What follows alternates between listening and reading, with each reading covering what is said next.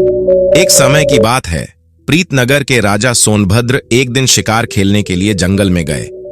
शिकार खेलते खेलते वो जंगल में बहुत ही दूर निकल गए। अचानक मौसम खराब हो गया। आंधी तूफान की वजह से कुछ नजर नहीं आ रहा था। राजा के सभी सिपाही और उसके साथी बिछड़ चुके थे। दिन ढलते ढलते राजा को अब वापसी की चिंता होने लगी, लेकिन राजा रास्ता भटक चुका था। अब इस हालत में राजा वापस तो नहीं जा सकता था। वो जंगल जंगली जानवरों से भरा हुआ था। अब मजबूरी में राजा को जंगल में ही रात बितानी थी, इसीलिए वो किसी सुरक्षित जगह की खोज करने लगा। चलते चलते उसे एक जगह पर धुआं उठता हुआ दिखाई दिया। आगे जाकर राजा ने देखा तो वहां पर एक झोपड़ी थी। नेक दिल राजा ने झोपड़ी का दरवाजा खटखटाया और आवाज लगाकर बताया कि मैं एक मुसाफिर हूं। बाहर मौसम खराब हो चुका है और मुझे सर छुपाने के लिए आसरा चाहिए। झोपड़ी का दरवाजा खुला और एक बूढ़ा आदमी बाहर आया। वो बड़े ही सम्मान के साथ राजा को अंदर ले गया। उस बूढ़े आदमी की एक जवान और सुंदर बेटी थी। वो दोनों बाप बेटी इस जंगल में रहते थे और वो आदमी जंगल से लकड़ियां काटकर नगर में जाकर बेचता। इसी तरह से उनका गुजारा चलता था। उसकी बेटी ने राजा के लिए बहुत ही अच्छा खाना तैयार किया। खाना बहुत ही साधारण था, लेकिन स्वाद में बहुत ही अच्छा था। इसके बाद राजा के लिए एक आरामदायक बिस्तर लगाया गया। बूढ़े आदमी और उसकी बेटी ने राजा की बहुत ही अच्छे से सेवा की। उस झोपड़े में रात गुजारने के बाद सुबह उनका धन्यवाद करके राजा अपने महल में वापस आ गया। राजा अपने महल में वापस तो आ चुका था, लेकिन उसे उस बूढ़े लकड़हारे की खूबसूरत बेटी की बहुत ही याद आ रही थी, जिसने उसे एक परदेसी मुसाफिर समझकर इतना ख्याल रखा। राजा की शादी एक मंत्री की बेटी से होने वाली थी। मंत्री की बेटी बहुत ही घमंडी और चालाक थी। राजा ने मंत्री की बेटी से शादी करने से मना कर दिया और यह फैसला किया कि वो जंगल में रहने वाले उस लकड़हारे की बेटी से शादी करेगा। इस तरह से राजा और उस लकड़हारे की बेटी की शादी हो गई। राजा के मंत्री को इस बात का बहुत ही दुख हो रहा था। वो अब मौके की तलाश में रहने लगा। राजा अपनी रानी के साथ बड़े अच्छे से दिन गुजार रहा था। एक साल बीतने पर राजा के यहाँ पर एक लड़की का जन्म हुआ और दूसरे साल भी एक और लड़की ने जन्म लिया। इस तरह से राजा की अब 2 बेटियां हो चुकी थीं। एक दिन मौका देखकर राजा के मंत्री ने राजा से कहा, महाराज, राज्य का राजपाठ चलाने के लिए एक बेटा जरूर होना चाहिए। इसीलिए मेरा तो सुझाव यह है कि आप दूसरी शादी कर लीजिए ताकि आपको पुत्र की प्राप्ति हो सके। लेकिन राजा ने इस बात से इनकार कर दिया। जब मंत्री ने यह देखा कि उसकी बेटी की शादी राजा से होने के सारे रास्ते बंद हो गए हैं, तो उसने आहिस्ता आहिस्ता सेनापति और बाकी मंत्रियों को अपने षड्यंत्र में शामिल कर लिया। फिर एक दिन धोखे से रानी के कमरे में सांप छोड़ दिया गया। सांप के डसने से रानी की मौत हो गई। दोनों राजकुमारियां अब भी बहुत ही छोटी थीं, लेकिन राजा ने फिर भी दूसरी शादी नहीं की। जब मंत्री ने देखा कि उसकी दाल नहीं गल रही, तो उसने रसोइयों के साथ मिलकर राजा के खाने में जहर मिला दिया, जिसके कारण राजा की भी मौत हो गई। फिर मंत्री ने राजगद्दी पर कब्जा कर लिया। राजा की एक पुरानी और वफादार दासी थी जो यह सब कुछ देख रही थी।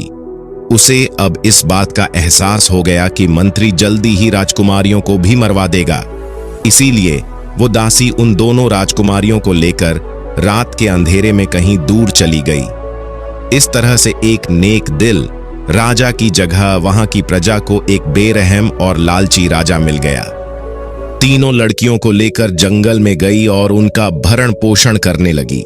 समय अपनी गति से गुजरा। अब दोनों लड़कियां जवान हो चुकी थीं। इसी दौरान एक दिन नौकरानी बहुत ही सख्त बीमार हो गई। जब उसने अपनी मौत को नजदीक देखा तो दोनों लड़कियों को अपने पास बुलाया और उन्हें बताया कि असल में वो दोनों राजकुमारियां हैं और उनके मां बाप के साथ क्या हुआ वो सब भी राजकुमारियों को बताया। इसके बाद उस नौकरानी की मौत हो गई। नौकरानी के मरने के बाद दोनों लड़कियां बिल्कुल अकेली हो गईं।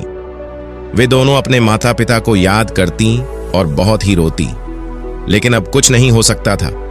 यूं ही दिन गुजर रहे थे। एक दिन की बात है, एक राजकुमार जंगल में शिकार खेलने के लिए आया। राजकुमार का एक दोस्त भी उसके साथ था। वो दोस्त मंत्री का बेटा था। राजकुमार ने जंगल में 2 तीरों का शिकार किया और फिर अपने दोस्त को उनका मांस पकाने के लिए कहा। खुद राजकुमार एक घने पेड़ के नीचे आराम करने लगा। मंत्री के बेटे ने आग जलाकर तीरों का मांस पकाना शुरू किया कि तभी उसकी नजर सामने एक झोपड़ी पर पड़ी, जहां पर एक बहुत ही सुंदर लड़की खड़ी हुई थी और वो मंत्री के बेटे को बड़ी ही हैरानी से देख रही थी। जब मंत्री के बेटे ने उसे देखा तो वो भी हैरान रह गया कि इस वीरान जंगल में इतनी सुंदर लड़की कहां से आ गई। मंत्री का बेटा उस लड़की के पास गया और उसे अपने बारे में सारी जानकारी दी। इतने में उन्हें जलने की बू आने लगी। मंत्री का बेटा भागकर वापस आया तो देखा कि जो मांस वो पका रहा था वो जल चुका था। अब वो बहुत ही परेशान हो गया तो लड़की कहने लगी, हटो, मैं तुम्हारे लिए यह तीतर पका देती हूं। फिर उसने मांस पीकर मंत्री के बेटे को दे दिया। राजकुमार, जो कि बहुत ही देर से इंतजार कर रहा था, सोच रहा था कि मेरे दोस्त ने इतनी देर क्यों लगा दी। पहले तो वो इतनी देर कभी नहीं लगाता था।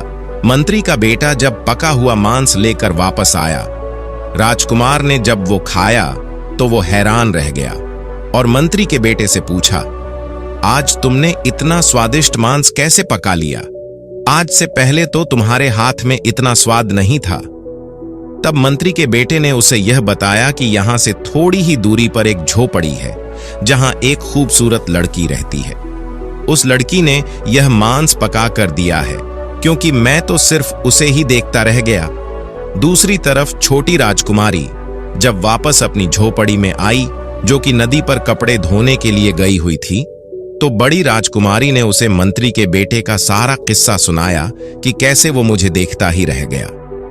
तब छोटी बहन ने बड़ी बहन से कहा, तुम देखना, वो अब राजकुमार को लेकर वापस आएगा और तुम इतनी सुंदर हो कि राजकुमार तुम्हें पसंद कर लेगा। तुम राजकुमार के साथ चली जाना और उसके साथ शादी कर लेना, लेकिन उसे मेरे बारे में मत बताना। बड़ी राजकुमारी ने सारी बात सुनी तो कहने लगी, नहीं, मैं तुम्हें छोड़कर कहीं नहीं जाऊंगी। तब छोटी राजकुमारी ने उसे समझाते हुए कहा, देखो बहन, मैं भी तुम्हारे पीछे ही आऊंगी, पर हमारा यह रिश्ता अब इस दुनिया के सामने नहीं आना चाहिए। यह कहते हुए वो बाहर गई। जब वो वापस झोपड़ी में आई तो उसके पास बहुत ही छोटे छोटे सफेद फूल थे। वो फूल उसने अपनी बड़ी बहन को देते हुए कहा, जब राजकुमार तुम्हें लेकर जाएगा तो तुम सारे रास्ते यह फूल एक एक करके गिराती रहना। इस तरह से मैं इन फूलों का पीछा करते हुए तुम तक पहुंच जाऊंगी। सारी बात समझाने के बाद छोटी बहन झोपड़ी से बाहर निकलकर एक पेड़ के पीछे छुप गई। इतने में राजकुमार मंत्री के बेटे के साथ वहां पर आ गया। जैसे ही उसकी नजर बड़ी राजकुमारी पर पड़ी, वह उसे देखकर उससे प्रेम करने लगा। राजकुमार ने पूछा, आप इस जंगल में अकेली क्यों रहती हैं? राजकुमारी अपनी छोटी बहन के द्वारा समझाई हुई बातें राजकुमार को बताने लगी और कहने लगी, मैं यहां पर अपने माता पिता के साथ रहती थी। मेरी मां की तो मौत हो चुकी थी, जबकि मेरे पिता एक लकड़हारे थे। जंगल से लकड़ियां काटकर उन्हें बेचकर हम लोग गुजारा करते थे। कुछ दिन पहले ही मेरे पिता की भी मौत हो गई। अब इस दुनिया में मेरा कोई नहीं है, इसीलिए मैं अकेली ही रहती हूं। राजकुमार ने जब यह सुना तो फौरन राजकुमारी के सामने शादी का प्रस्ताव रख दिया और अपने साथ चलने के लिए कहने लगा। राजकुमारी उसके साथ जाने के लिए तैयार हो गई। चलते समय राजकुमारी ने एक गठरी उठा ली जिसमें सफेद फूल थे। राजकुमार ने उसे अपने साथ अपने घोड़े पर बिठा लिया और वे लोग चलने लगे। रास्ते में बड़ी बहन एक एक करके वो सफेद फूल गिराती जा रही थी। दूसरी तरफ छोटी राजकुमारी पेड़ की ओर से बाहर निकली और उन सफेद फूलों का पीछा करने लगी। राजकुमार बड़ी बहन को लेकर सीधा महल में पहुंचा और अपने माता पिता के पास लेकर गया। उसने अपने माता पिता को सारी बात बताई और यह भी कहा कि वो इस लड़की से प्रेम करता है और इसी के साथ दूसरी शादी करना चाहता है। असल में राजकुमार की पहले भी एक पत्नी थी, लेकिन वो बहुत ही घमंडी और नकचढ़ी थी। उसकी मां भी उसके साथ ही महल में रहती थी। साथ ही वो अभी तक राजकुमार को कोई संतान नहीं दे पाई थी। शायद इसीलिए राजकुमार ने दूसरा विवाह किया था। जब उन दोनों को पता चला कि राजकुमार दूसरी शादी करने वाला है तो उन्हें बड़ा ही गुस्सा आया। पर वे दोनों जानती थीं कि राजकुमार जिस बात की ठान लेता है वो करके ही रहता है। इसीलिए उसने शादी के लिए बनावटी खुशी का इजहार किया और कहने लगी, कितनी खुशी की बात है कि राजकुमार की एक बार फिर से शादी होगी और हम दोनों तो सौतन नहीं बल्कि बहनें बनकर रहेंगी। जब राजकुमार की पहली पत्नी ने शादी पर कोई ऐतराज नहीं किया तो बाकी सभी लोग भी राजी हो गए। दूसरी तरफ छोटी बहन वो फूलों का पीछा करते हुए नगर में आ चुकी थी। पूरे नगर में उत्सव का माहौल बना हुआ था। छोटी बहन ने एक बूढ़ी औरत से पूछा, अम्मा क्या बात है, हर तरफ रौनक लगी हुई है। तो बूढ़ी अम्मा ने बताया, हमारे राजकुमार को जंगल से एक बहुत ही प्यारी लड़की मिली है और राजकुमार उसके साथ शादी करने वाला है, इसीलिए सारे नगर में उत्सव मनाया जा रहा है। फिर छोटी बहन ने उस बुढ़िया से पूछा, अम्मा क्या मुझे यहां पर कोई काम मिल सकता है? मैं गांव से आई हूं और मेरे माँ बाप नहीं हैं, रहने के लिए कोई आसरा भी नहीं है। बूढ़ी औरत कहने लगी, काम तो मिल सकता है क्योंकि आजकल महल में बहुत ही काम है और मैं भी वहीं पर जा रही हूं। उस बूढ़ी औरत की एक बेटी थी जो कुछ दिन पहले ही बीमारी के कारण मर चुकी थी। बुढ़िया ने छोटी राजकुमारी से कहा, मुझे तुम्हें देखकर अपनी बेटी की याद आ रही है। तुम मेरी बेटी बनकर मेरे घर पर ही रह सकती हो। असल में यह बूढ़ी औरत अपनी जवानी में महल में नौकरानी का काम करती थी। अब बुढ़ापे की वजह से वो ये काम छोड़ चुकी थी। राजकुमारी ने कहा, ठीक है अम्मा, मैं तुम्हारे घर में ही रहूंगी, लेकिन मैं काम करना चाहती हूं। क्या तुम महल में मुझे कोई काम दिलवा सकती हो? बूढ़ी औरत राजकुमारी को लेकर महल की तरफ चल दी, जहां हर तरफ खुशियों का माहौल था।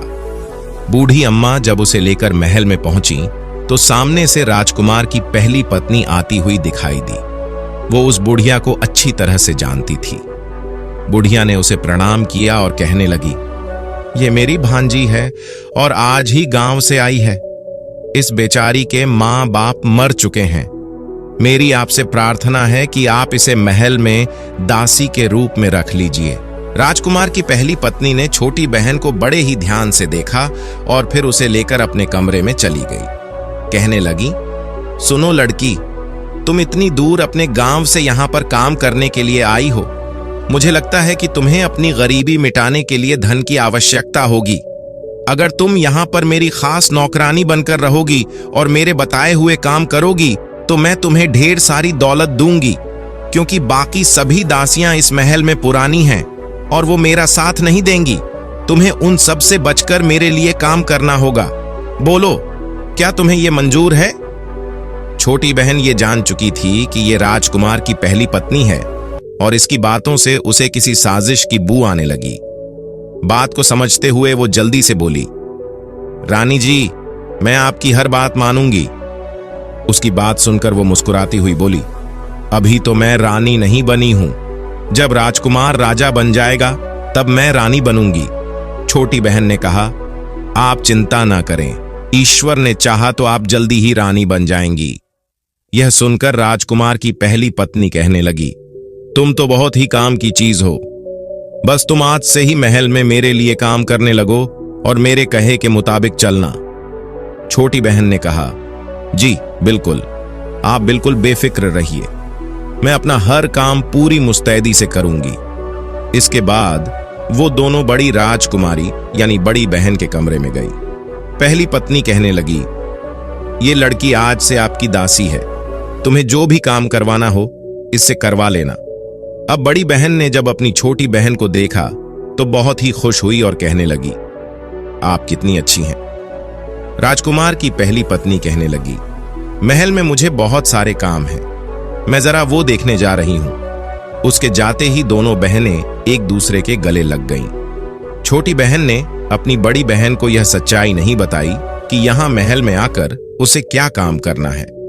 2 दिन के बाद राजकुमार की शादी बड़ी बहन के साथ हो गई। सभी लोग बहुत ही खुश थे, सिवाय राजकुमार की पहली पत्नी के। छोटी बहन हमेशा सारा दिन उसके साथ ही रहती और सोचती रहती कि दूसरी पत्नी से कैसे छुटकारा पाया जाए। कुछ दिनों के बाद बड़ी बहन गर्भवती हो गई। ये खबर राजकुमार की पहली पत्नी के लिए बहुत ही बुरी थी, क्योंकि अब तक वो राजकुमार को संतान न दे सकी थी। दूसरी तरफ राजा, रानी और राजकुमार बहुत ही खुश थे। अब तो बड़ी बहन का और भी ज्यादा ख्याल रखा जाने लगा। इधर छोटी बहन राजकुमार की पहली पत्नी के साथ मिलकर ये सोचने में लगी हुई थी कि क्या किया जाए। अब छोटी बहन भी बहुत ही परेशान रहने लगी। एक दिन मौका देखकर उसने अपनी बड़ी बहन से कहा, हमें महल छोड़कर कहीं दूर चले जाना चाहिए। अब छोटी बहन यह भी नहीं बता सकती थी कि राजकुमार की पहली पत्नी उससे कितना जलती है। वो अगर यह बात बता भी देती तो उसकी बात पर कोई विश्वास ना करता, क्योंकि राजकुमार की पहली पत्नी सबके सामने छोटी बहन का बहुत ही ख्याल रखती थी। बड़ी बहन यह बात सुनकर कहने लगी, बहन, मुझे यहाँ पर सभी लोग बहुत ही प्यार करते हैं। मैं तो तुम्हें उसी समय कह रही थी कि तुम भी मेरे साथ महल में चलो, लेकिन तुम नहीं मानी और तुमने ही कहा था कि अपना और मेरा रिश्ता सबसे छुपा कर रखना। तुम अगर कहो तो मैं अभी के अभी राजकुमार को सारी बात बता देती हूं कि तुम मेरी बहन हो। पर अक्लमंद छोटी राजकुमारी जानती थी कि अब इस सच्चाई को बताने से सभी लोग उन्हें झूठा ही समझेंगे, सोचेंगे कि हमने जानबूझकर अपना ये रिश्ता छुपाया। और यह भी हो सकता है कि वे लोग हम दोनों बहनों को षड्यंत्रकारी या जासूस समझें। ये सब विचार करने के बाद छोटी बहन ने बड़ी बहन से कहा, नहीं, तुम अभी किसी को मत बताना। कुछ दिनों के बाद जब बच्चे के पैदा होने का समय हुआ, राजकुमार की पहली पत्नी ने दाई और छोटी बहन को बहुत सा धन देकर कहा कि जैसे ही बच्चा पैदा हो तुम उसको उठाकर मार देना और उसकी जगह पर बिल्ली का बच्चा रख देना। छोटी बहन कहने लगी, ये काम तो मेरे लिए बहुत ही आसान है। फिर जब बच्चे ने जन्म लिया तो दाई ने बेहोश मां यानी कि बड़ी रानी के पास से बच्चे को उठाया और छोटी बहन को दे दिया और ये कहा कि इसे ले जाकर मार दो और उसकी जगह पर बिल्ली के बच्चे को रख दो। छोटी बहन ने जल्दी से बच्चे को कपड़े में लपेटा और छिपते छिपाते पिछले रास्ते से अपने घर पहुंच गई। उसने बूढ़ी अम्मा को वो बच्चा देते हुए कहा, अम्मा, यह बच्चा मेरी बड़ी बहन का है। यह बात तुम किसी को मत बताना। इसे बकरी का दूध पिलाकर पालो। मैं शाम तक इसको आकर संभालती हूं। बुरी अम्मा ने उससे कोई सवाल नहीं किया, क्योंकि वो बहुत ही जल्दी में थी। छोटी बहन जब महल में वापस आई तो देखा कि महल में कोहराम मचा हुआ था। दाई ने सबको ये बताया था कि राजकुमार की दूसरी पत्नी ने इंसान की जगह बिल्ली के बच्चे को जन्म दिया है। ये खबर सुनकर सब लोग हैरान थे और दुखी भी। बड़ी बहन रोती जा रही थी और कह रही थी कि यह सब झूठ है, लेकिन किसी ने उसकी बात नहीं मानी और ना ही उससे कोई बात कर रहा था। छोटी बहन ने एक बार फिर से अपनी बड़ी बहन को कहा, तुम मेरे साथ चलो, हम इस महल को छोड़कर अपनी दुनिया बसाएंगे। पर वो नहीं मानी और कहने लगी कि वो राजकुमार से बहुत ही प्यार करती है, इसीलिए वो राजकुमार को छोड़कर कहीं नहीं जाएगी। छोटी बहन रोते हुए वापस अपने घर आ गई और उसने बूढ़ी अम्मा को सारा किस्सा सुनाया। इस पर अम्मा ने कहा, बिटिया, अब जो होना था वो हो चुका। हम दोनों मिलकर इस बच्चे को पालेंगे। समय आने पर ईश्वर ने चाहा तो सब कुछ ठीक हो जाएगा। कुछ समय बीता। इस दौरान राजा की तबीयत खराब हुई और उसकी मौत हो गई। अब राजकुमार का राज तिलक कर दिया गया और उसे राजा बना दिया गया। अब राजपाट की सारी जिम्मेदारी राजकुमार और उसकी दोनों रानियों ने संभाल ली। एक बार फिर से बड़ी बहन गर्भवती हुई। अब की बार बड़ी रानी ने छोटी बहन को बहुत सा इनाम दिया और कहा कि इस बार तुम बच्चे के जन्म पर उसकी जगह कुत्ते के बच्चे को रख देना। इस पर छोटी बहन कहने लगी, इस बार ऐसा ना कीजिए बड़ी रानी जी, क्योंकि आपके भी कोई संतान नहीं है और राजा को भी उत्तराधिकारी की जरूरत होगी। बड़ी रानी गुस्से में आकर कहने लगी, अगर तुझे यह काम नहीं करना तो मत कर, मैं यह काम किसी और से करवा लूंगी। इस पर छोटी बहन तुरंत बोली, अरे नहीं रानी जी, मैं तो सिर्फ मजाक कर रही थी। छोटी बहन एक बार फिर से अपनी बड़ी बहन को समझाने लगी कि यहां से चले चलो, पर बड़ी बहन कहने लगी कि अब तो मैं रानी बन चुकी हूं और मुझे लगता है कि तुम मुझसे जलने लगी हो। छोटी बहन अपनी बड़ी बहन की इस बात पर मन ही मन दुखी हो रही थी। बच्चे के जन्म का समय आया तो एक बार फिर से छोटी बहन ने बेहोश मां के पास से बच्चा उठा लिया और दाई ने उसकी जगह पर कुत्ते का बच्चा रख दिया। छोटी बहन पहले की ही तरह से पिछले दरवाजे से बच्चे को लेकर अपने घर में आ गई। बच्चे को बुरी अम्मा को सौंपकर वो खुद उल्टे पांव वापस महल में जा पहुंची। महल में आकर उसने देखा कि एक बार फिर से कोहराम मचा हुआ था। बड़ी रानी कहने लगी, मुझे तो यह औरत लगती ही नहीं। पहली बार इसने बिल्ली के बच्चे को जन्म दिया और दूसरी बार कुत्ते के बच्चे को। मैं तो कहती हूं कि इसे कारागार में डाल दिया जाए, वरना अगले साल न जाने ये क्या पैदा करेगी। राजा भी अब इन सब बातों से परेशान हो चुका था। उसने अपने दोस्त को बुलाया, जो कि अपने पिता की जगह अब मंत्री बन चुका था। उसे आदेश दिया कि छोटी रानी को तुरंत कारागार में डाल दिया जाए। मंत्री ने राजा को समझाने की बहुत ही कोशिश की कि ना जाने मुझे क्यों लगता है कि छोटी रानी निर्दोष है, लेकिन राजा ने उसकी एक न सुनी। आखिरकार छोटी रानी को कारागार में डाल दिया गया। अब तो बड़ी रानी बहुत ही खुश थी, क्योंकि सारी चीजें उसके मन के मुताबिक हो रही थीं। दिन बीतने लगे। राजा को कभी कभी अपनी छोटी रानी की याद आती थी, पर साथ ही जब उसे बिल्ली और कुत्ते के बच्चे के बारे में याद आता तो वो अपनी रानी से नफरत करने लगता। दूसरी तरफ छोटी बहन ने बड़ी रानी से कहा कि अब उसकी शादी होने वाली है, इसीलिए वो महल के काम को छोड़कर जा रही है। रानी को दासियों की कोई कमी तो थी नहीं। छोटी बहन अब बूढ़ी मां और दोनों बच्चों को लेकर जंगल में अपनी उस झोपड़ी में वापस आ गई। वहां पर वे उन दोनों बच्चों को पालने लगे। 5 साल के बाद एक दिन राजा अपने मंत्री के साथ जंगल में शिकार खेलने के लिए आया। राजा और उसका मंत्री दोनों अपने घोड़े को नदी के किनारे पानी पिलाने के लिए गए। अभी वो पानी पी रहे थे कि क्या देखते हैं कि वहां पर बड़े ही सुंदर 2 बच्चे आए, जिनके पास लकड़ी के घोड़े थे। आते ही वे दोनों बच्चे अपने लकड़ी के घोड़े को पानी पिलाने लगे और साथ में वो एक गाना भी गा रहे थे, काठ का घोड़ा, लोहे की लगाम, चल पानी पी ले, ओ मेरे गुलाम। राजा को यह सब देखकर बड़ी ही हैरानी हुई और वो उनके पास गया। उनसे पूछने लगा, प्यारे बच्चों, क्या लकड़ी के घोड़े भी कभी पानी पीते हैं और क्या लोहे की भी कभी लगाम होती है? इस पर बच्चे कहने लगे, अगर एक औरत कुत्ते के बच्चे को और बिल्ली के बच्चे को जन्म दे सकती है तो एक न एक दिन ये लकड़ी के घोड़े भी पानी पिएंगे। ये सुनकर राजा और मंत्री दोनों हैरान रह गए। राजा ने बच्चों से पूछा कि ये बात तुम्हें किसने सिखाई? इस पर बच्चे बोले, हमारी मौसी ने। राजा ने कहा, बच्चों, मुझे अपनी मौसी के पास ले चलो। बच्चे राजा और मंत्री को उसी झोपड़ी पर ले आए जहां कुछ सालों पहले राजा आया था और बड़ी बहन को अपने साथ ले गया था। राजा ने जब वहां पर अपने महल की पुरानी दासी को देखा तो चौंक गया और पूछने लगा, लड़की, यह बच्चे कौन हैं और यह सब क्या मामला है? छोटी बहन ने राजा से कहा, आप कुछ साल पहले यहां से जिस लड़की को लेकर गए थे, मैं उसी की बहन हूं। मुझे इस बात का अंदेशा था कि राजमहलों में अक्सर साजिशें की जाती हैं, षड्यंत्र रचे जाते हैं।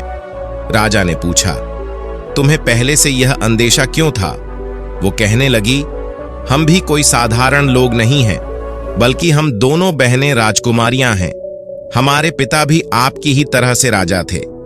वो एक बार जंगल में शिकार खेलने आए थे और रास्ता भूलकर मेरे नाना के घर, जो कि एक लकड़हारे थे, उनके पास आसरा ढूंढते हुए आए।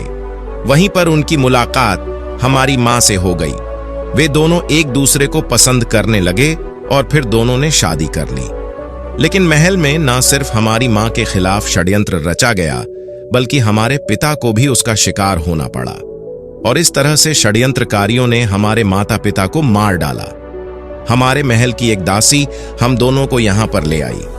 इसके बाद हम इस जंगल में रहने लगे। इसीलिए मैंने अपनी बहन से कहा था कि वो हमारे रिश्ते के बारे में किसी को ना बताए। अगर महल में सब कुछ ठीक ठाक चल रहा होता तो मैं कुछ ही समय के बाद सभी को सच्चाई बता देती। लेकिन महल में पहुंचते ही मुझे इस बात का पता लग गया था कि बहुत ही जल्दी मेरी बड़ी बहन के खिलाफ भी साजिश होने वाली है, क्योंकि आपकी पहली पत्नी ने भाग्यवश मुझे ही ये सब काम करने के लिए चुना था। वो ये नहीं जानती थी कि जिसके साथ मिलकर और जिसके खिलाफ वो साजिश कर रही है वो दोनों आपस में बहनें ही हैं। इसके बाद छोटी बहन ने शुरू से लेकर आखिर तक सारी बात राजा को बताई कि किस तरह से बड़ी बहन के बच्चों को कुत्ते और बिल्ली के बच्चों से बदला गया, और ये भी बताया कि ये दोनों बच्चे कोई और नहीं बल्कि आपके ही बेटे हैं। राजा ने दोनों बेटों को गले से लगा लिया और सभी की आंखों में आंसू बहने लगे। सारी सच्चाई जानने के बाद राजा को भयंकर गुस्सा आया और वो कहने लगा कि वो अब बड़ी रानी को नहीं छोड़ेगा, लेकिन छोटी बहन ने उसे रोक लिया और कहा कि वो छोटी रानी की अपराधी है। पहले तो आप छोटी रानी को कारागार से निकालवाइए, उसके बाद छोटी रानी को ये अधिकार दीजिए कि वो बड़ी रानी के लिए सजा तय करें। राजा को उसकी यह सलाह बहुत ही अच्छी लगी। छोटी बहन यह अच्छी तरह से जानती थी कि उसकी बड़ी बहन बहुत ही नेक दिल और दयालु है और वो राजा की पहली पत्नी को माफ कर देगी, क्योंकि सजा देने से भी वो समय वापस नहीं आ सकता जो छोटी रानी ने कारागार में गुजारा था। राजा ने अपने दोनों बच्चों को घोड़े पर बिठाया और फिर राजा ने मंत्री को आदेश दिया कि वो राजकुमारी को अपने घोड़े पर बिठा ले, क्योंकि राजा ने यह बात भांप ली थी कि मंत्री की नजरों में राजकुमारी के लिए प्यार उमड़ रहा था। इसके बाद वे सभी महल में पहुंच गए तो राजा ने सबसे पहले बड़ी रानी को बेड़ियां पहना दी और खुद जाकर कारागार में छोटी रानी के सामने हाथ जोड़कर माफी मांगने लगा। कहने लगा, रानी मुझे माफ कर दो, मुझे सारी सच्चाई का पता चल गया है और मैं तुम्हें आजाद करने के लिए यहाँ पर आया हूँ। छोटी रानी को कैद से निकाला गया और बड़ी रानी को उसके सामने पेश किया गया। मंत्री ने सबके सामने एक बार फिर से सारी सच्चाई बयान की। छोटी रानी को जब उसके बच्चे और छोटी बहन मिल गए तो वो उनके गले लगकर रोने लगी और फिर राजा ने कहा, रानी आज तुम्हें अधिकार है कि तुम बड़ी रानी को सजा दो। मगर छोटी रानी ने यह कहकर उसे माफ कर दिया कि गुजरा हुआ समय वापस नहीं आ सकता और दूसरा, यह सब मेरे भाग्य में ही लिखा हुआ था, इसीलिए मैं इसे कोई सजा नहीं दूंगी। जब बड़ी रानी, जो कि थर-थर कांप रही थी, ने यह बात सुनी तो रोते हुए छोटी रानी के पैरों में गिर पड़ी। कहने लगी, तुमने मुझे माफ करके मुझ पर बहुत बड़ा उपकार किया है। अब तो पूरे महल में उत्सव मनाने की तैयारी होने लगी। इस मौके पर मंत्री ने राजा के सामने अपनी और छोटी राजकुमारी की शादी का प्रस्ताव रखा। राजा ने मुस्कुराते हुए छोटी राजकुमारी की तरफ देखा। छोटी राजकुमारी ने शर्माते हुए नजरें झुका लीं। कुछ दिनों के बाद बड़े ही धूमधाम से मंत्री और छोटी राजकुमारी की शादी कर दी गई। इसके बाद वे सभी एक खुशनुमा जिंदगी बिताने लगे। तो दोस्तों, अगर आपको आज की कहानी अच्छी लगी तो चैनल को सब्सक्राइब करके हमें सपोर्ट कर दीजिए और कमेंट्स में राधे राधे लिखना न भूलना। फिर मिलते हैं एक नई कहानी के साथ।